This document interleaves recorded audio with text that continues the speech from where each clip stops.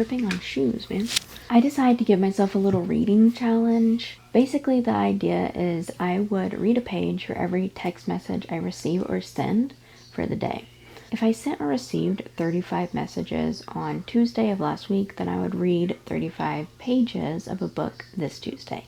Whether or not I can do it is a whole other question. I definitely got inspired to do this by Haley Pham on YouTube, so if you haven't checked out her book videos, you definitely should.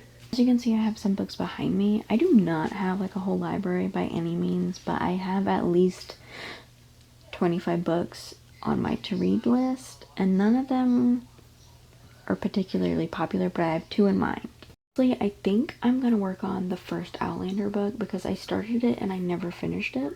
These are the books I have on my floating bookshelves. A lot of these have been read. Well, that's a lie. That's a big lie. These have been read. These have been read, and I'm on the last Crescent City book right now. The other book I wanted to read is Where the Crawdads Sing. This is another book that I've started and I haven't finished. I've been meaning to finish Outlander and this book for probably 3 years now. That kind of hurts. So it is currently Saturday, and I've calculated my numbers for how many texts were sent and received last Saturday, and the total is 30 messages, which is honestly not very many. It is currently 1 a.m. on Saturday. I think I'm going to read a little bit before I go to bed. We'll see if I fall asleep. I want to get cozy first. I'm not cozy right now. This is where it looks like I left off on, which is page 82. So we'll see if we can get 30 pages in before tomorrow.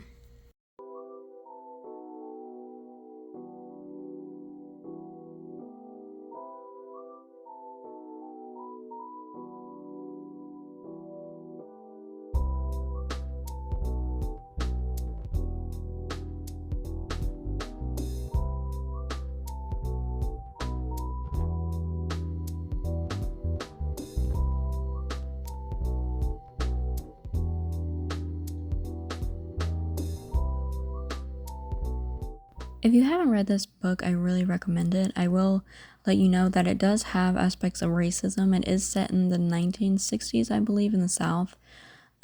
So sadly, I guess, to go with the times, there is aspects of that and sexism and classism and whatnot like that.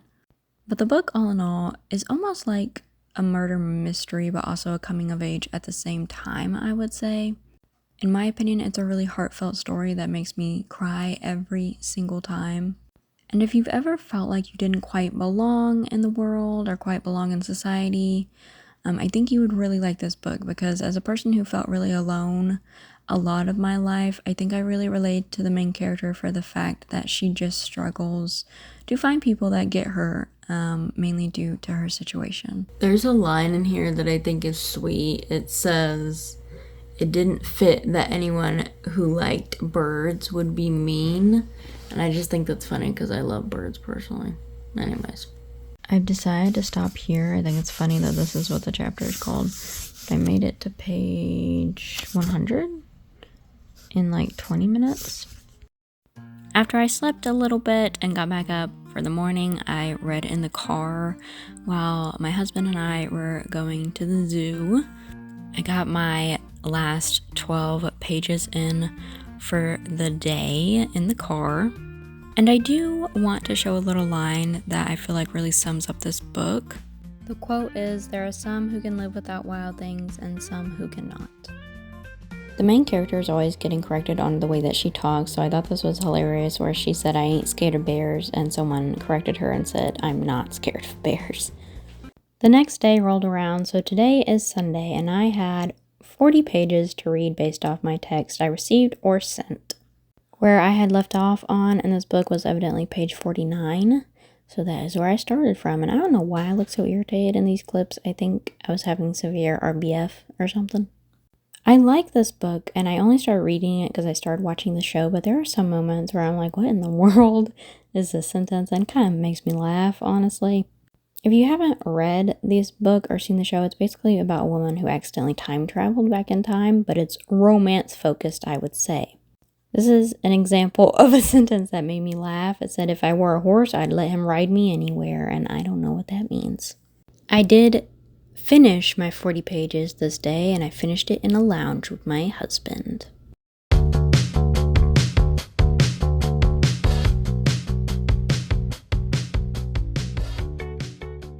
Today, I need to read 39 pages.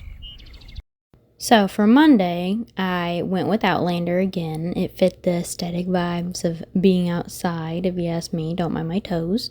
I will say can't even say it.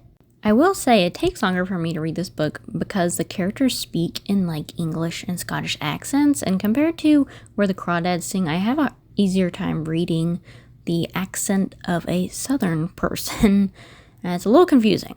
If you are not into historical novels or historical type romances, I would not recommend this book to you. I never thought a time lapse would have made me realize how much I just nibble on my lips. This book does have a weird dynamic of relationships in it, and I can't talk about it too much because I feel like it would be a spoiler, but dang, them old-timey Scottish men are something else. Can I say that? My man got me some little flowers. 39. Not bad, but I think Wednesday and Friday is over 100, and I have to work those days, so we'll see how that goes. I'll be honest, I gave up and picked up Where the Crawdads Sing because it was taking way too long for me to read Outlander, and I did get my 39 pages in by like 11 p.m. that night, Monday night. I did it! Is this considered cheating? I don't know. I've managed to continue... Gosh dang! I've managed to continue reading these 2 books for like 4 days, and I actually feel pretty good because I haven't been able to read like that and I don't know how long. Granted, it's only like 40 pages, but still. I love how like cute and aesthetic I looked the other day. Now I look like this, but that's just reality. Today is Tuesday, and I have 38 pages to read. It seems like I've been averaging like 40 pages. So I guess that's what I average when I text people and when they text me. I don't know. I might, if I only read this book for the rest of the week, I might be able to finish it.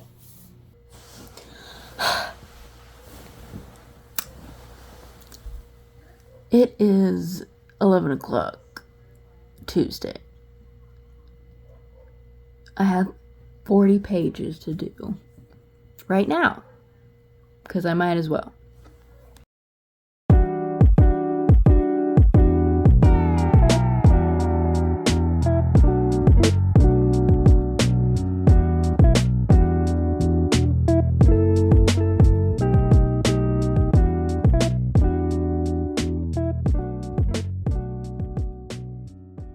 This book, I think, has easily become one of my favorite non-fantasy books I've ever read, if not the favorite fantasy book I've ever read.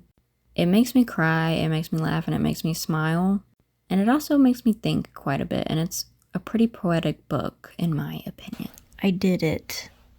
It is 11:45, and I got my 38 pages in. Look, I'm like halfway through, too. So satisfying. I did the math. I need to read 108 pages. It's only a lot because of everything else I have to do throughout the day. Otherwise, I'd be unfazed. 108. That means I could get to page 284 today.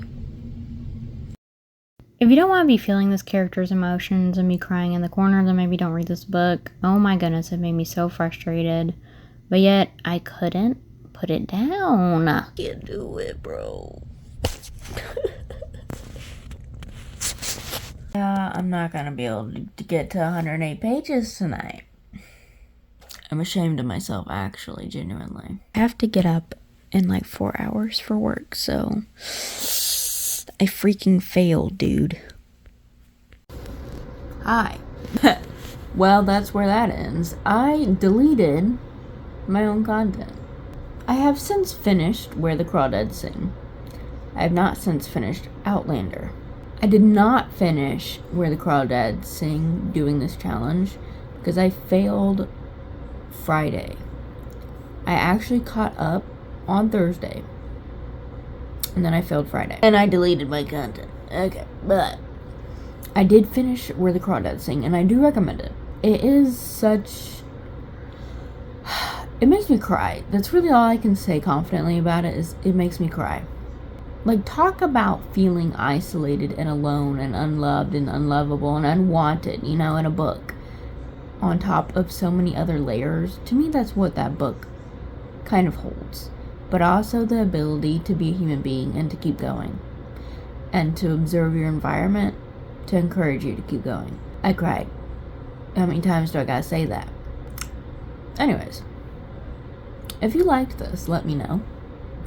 And maybe I won't delete my content next time. Goodbye.